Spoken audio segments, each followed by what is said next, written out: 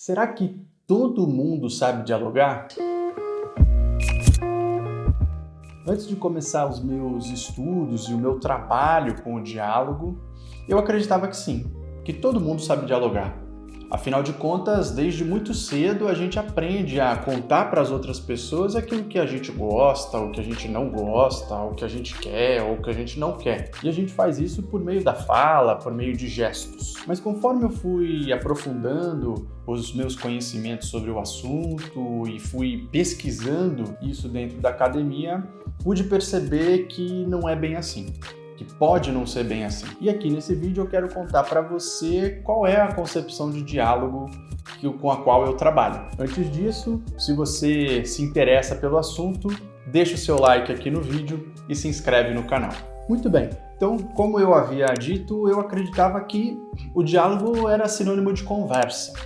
Uma conversa talvez entre duas pessoas, né? Como vejo que outras pessoas têm esse entendimento também. O diálogo é uma conversa entre duas pessoas que geralmente é bastante amigável, em que as pessoas conseguem se entender. E geralmente essa concepção de diálogo vem bastante em oposição à briga, né? Não, se temos um conflito, vamos dialogar, vamos tentar entender uns aos outros, sentar e conversar, e sem brigar. Só que diálogo não necessariamente é uma conversa amigável, e muito menos que leva ao consenso. No diálogo a gente não precisa chegar ao consenso e tem tensão muito forte e presente. Afinal de contas, as nossas ideias diferentes se encontram. E com o meu estudo, eu pude descobrir outras modalidades de interação que também não são diálogo. Com a leitura que eu fiz de um autor que muito me inspira nessa minha trajetória, que se chama David Bohm, é um físico, que já faleceu, um físico estadunidense que estudava o diálogo. Ele dizia que o diálogo era diferente de outras modalidades de conversa, como, por exemplo, a discussão e o debate. A discussão, de acordo com esse autor, é uma forma de conversa em que as pessoas envolvidas tentam analisar as diferentes ideias para que, no final, decidam qual que é a melhor ideia. Então, imaginem, por exemplo, uma equipe de trabalho que precisa definir um caminho a seguir para atingir algum objetivo. Então, muito provavelmente serão feitas reuniões para levantar ideias possíveis de qual é a melhor forma de atingir esse objetivo. E essas ideias vão precisar ser pensadas, discutidas, para identificar quais delas, ou melhor dizendo, qual dessas ideias tem mais chances de garantir o sucesso, tem mais chances de nos levar mais rápido ao resultado e assim a gente conseguir, a equipe conseguir aquilo que quer. Então, nessa modalidade de conversa, ao final dela a gente tem uma ideia vencedora e outras perdedoras que são descartadas. No diálogo, a gente não tem essa escolha de ideias vencedoras e perdedoras. A gente não faz essa hierarquização. Todas as ideias ali são consideradas como sendo importantes para as pessoas que as possuem. E a outra modalidade de conversa que o autor nos conta é o debate. E o debate, ele também tem essa perspectiva de tentar descobrir quem está certo ou quem está errado.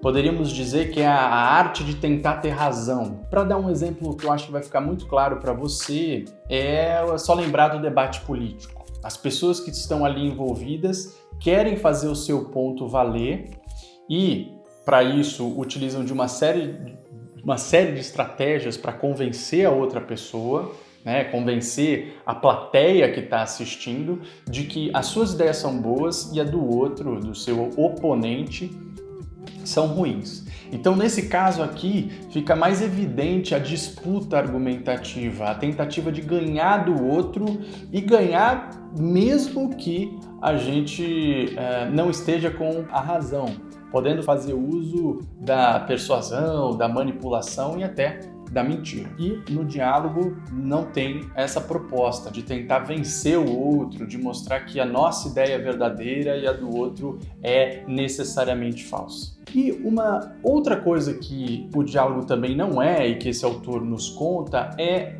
negociação. Negociação é uma forma de interação com a outra pessoa ou outras pessoas em que a gente precisa abrir mão de algo importante para nós para conseguir uma outra coisa um pouco mais importante. Então, eu cedo aqui para ganhar algo super valioso para mim. E no diálogo, a gente não tem que ceder em ponto algum. A gente não precisa abrir mão daquilo que é importante para nós. Muito bem, então. Então, se diálogo não é uma conversa amigável entre pessoas, não é discussão, não é debate, não é negociação, o que é diálogo? O diálogo, tal como eu o entendo, é uma forma diferente de pensar, de conversar, de aprender e de se relacionar. Diferente do quê? Da forma habitual que a gente tem de fazer essas 4 coisas, de pensar, de conversar, de se relacionar e de aprender com o outro. Então, vamos lá falar dessas formas habituais para a gente poder chegar no diálogo. Habitualmente, a nossa maneira de pensar, ela está guiada, orientada por um desejo muito forte de conseguir entender a vida, entender como as coisas funcionam, e assim a gente vai criando convicções, certezas sobre as coisas, porque quando a gente tem certeza das coisas, fica fácil de saber como se comportar em determinadas situações, de garantir a nossa sobrevivência e, mais do que isso, de prosperar, de sermos melhores, de termos melhores condições. Então, habitualmente, a gente busca encontrar certezas, tentar encontrar qual que é a verdade, aquilo que vale para todo mundo, do como as coisas têm que ser, como as coisas devem ser feitas e como que eu devo agir. E isso, geralmente, é um desafio bastante grande, porque quando nós agimos dessa forma e a gente encontra uma outra pessoa que também tem as suas próprias certezas, as suas próprias convicções, mas que são diferentes das nossas, o que nós temos é um choque, o que a gente chama de conflito. Um choque de verdades. E quando eu encontro alguém que tem uma verdade diferente da minha e eu percebo isso, eu automaticamente me sinto no dever de mostrar para aquela pessoa que ela está equivocada. Porque, afinal de contas, o que é certo é o que eu acredito, é a minha verdade, é aquilo que eu pude perceber com a minha experiência ou com a experiência de outras pessoas próximas com as quais eu convivo ou convivi, que de fato levam a uma vida boa, porque afinal de contas, todas essas ideias me ajudaram a chegar vivo até esse momento e a ter tudo aquilo que eu tenho. Então eu tenho o dever quase que moral de contar para o outro que ele está errado, que ele precisa transformar a vida dele. Só que a outra pessoa também vê dessa mesma maneira, gente. Também sente que ela tem esse dever, poderíamos dizer, moral, de nos mostrar que nós estamos equivocados e que ela está com a razão. E aí, se cada um entra nessa disputa de ideias argumentativas, a gente tem uma forma de conversar muito particular, que é a de tentar impor a nossa ideia, as nossas verdades, as nossas convicções ao outro.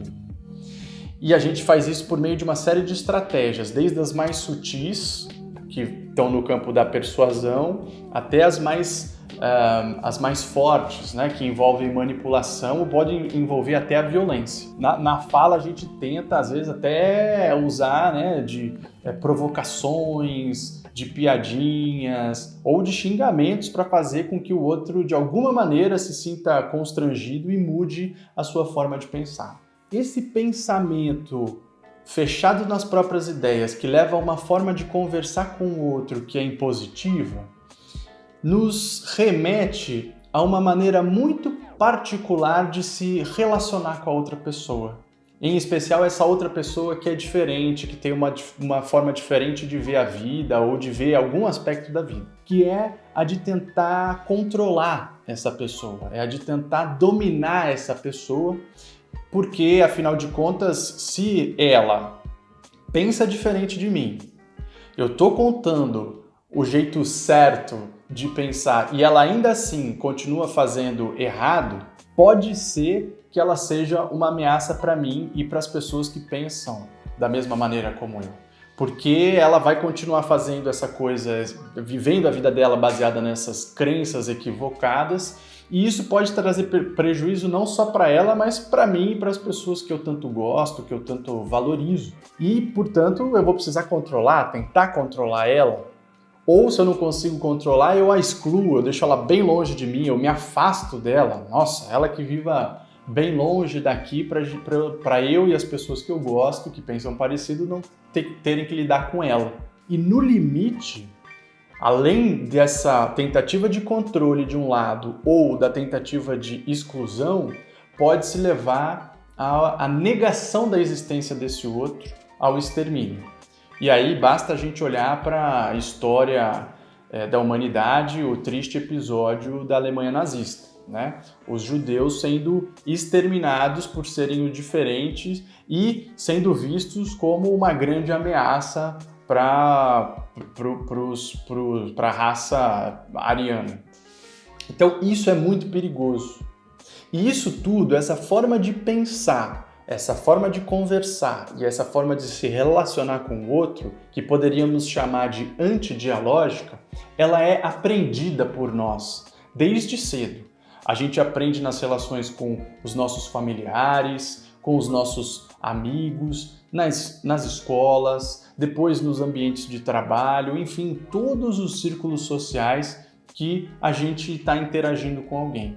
Então a gente aprende a pensar dessa forma, porque é quase como se fosse o jogo da vida funcionasse assim. E esse jogo da vida que funciona assim, ele é estruturado dessa maneira por estar baseado em valores da nossa cultura. Valores que guiam a nossa forma de pensar, de conversar e de se relacionar com o outro. E que valores são esses? Muito rapidamente a gente poderia citar a fragmentação do pensamento. Então, a realidade ela é tão complexa e ela é tão difícil de entender que para podermos ter alguma compreensão, a gente precisa olhar as suas partes, ao invés de olhar o todo, que a gente não dá conta.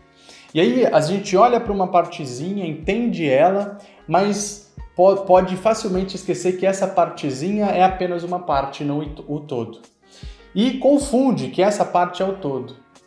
Então passamos a ver essa partezinha como a verdade.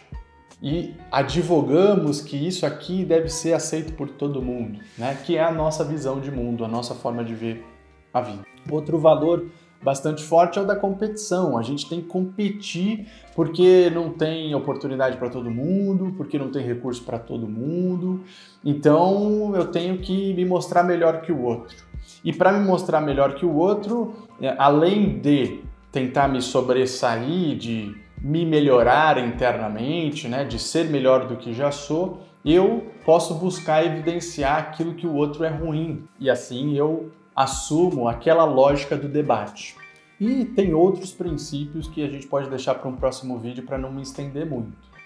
Então, poderíamos dizer que a gente está imerso numa cultura hoje predominantemente antidialógica, de um pensamento fechado em si que busca estabelecer uma verdade única a partir das nossas próprias crenças, que a gente tenta impor por meio de uma conversa de convencimento, de combate, que é uma verdadeira disputa argumentativa, que leva a uma forma de relacionamento com o outro, que é a do controle, a do afastamento, da exclusão, e isso tudo é aprendido por nós ao longo da nossa trajetória histórica, individual e coletiva. Muito bem, então chegamos ao momento de falar de algo que pode ser diferente, de como a gente pode transformar essa maneira de pensar, de conversar, de se relacionar e de aprender, que é o diálogo. No diálogo, o pensamento dialógico é aquele em que, ao invés de reafirmar as nossas crenças, de encontrar verdades universais, entende que a verdade tem um caráter contingente, o que significa que ela está sempre se apresentando a nós e, portanto, a gente não tem condição de entendê-la na sua totalidade, de poder levantar uma bandeira de dizer agora somos os portadores da verdade da vida. E por isso está sempre aberta para poder readmirar as próprias ideias. Ver de novo as próprias ideias, as próprias convicções, ver quais são os seus limites de pensamento.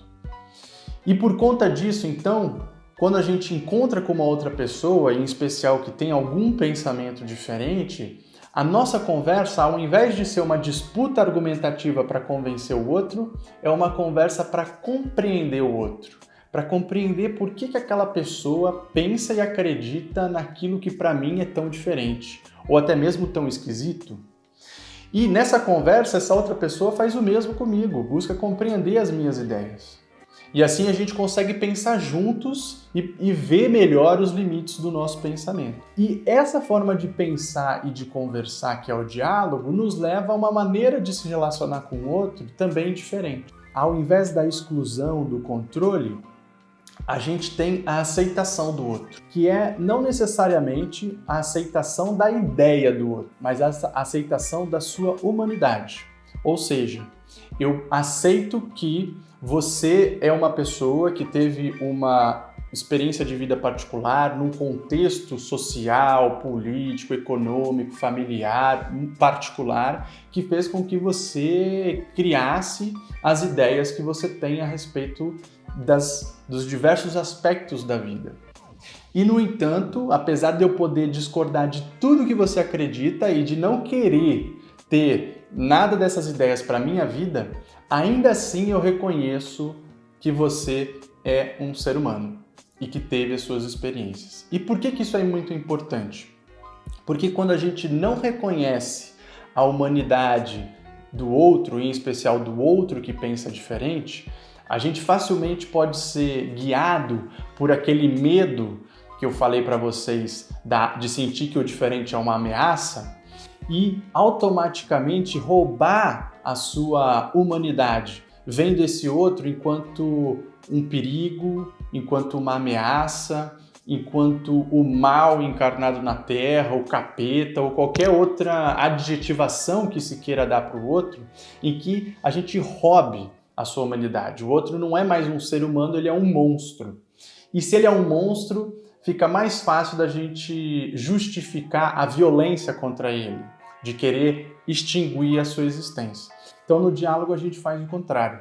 No diálogo, a gente busca reconhecer essa humanidade, mesmo que a gente discorde de tudo do que essa outra pessoa pensa. Que tudo que essa outra pessoa acredita não faça o menor sentido pra gente. E essa forma de pensar, conversar e de se relacionar, que é o diálogo, pode ser aprendida por nós a partir de uma série de práticas e de características que eu vou contar para vocês em futuros vídeos, vou contar para vocês em detalhes o método que eu venho construindo, mas em resumo, o que eu queria contar para vocês nesse vídeo é isso, que o diálogo, tal qual eu o compreendo, é uma forma particular de pensar que busca readmirar as próprias ideias, readmirar as próprias crenças.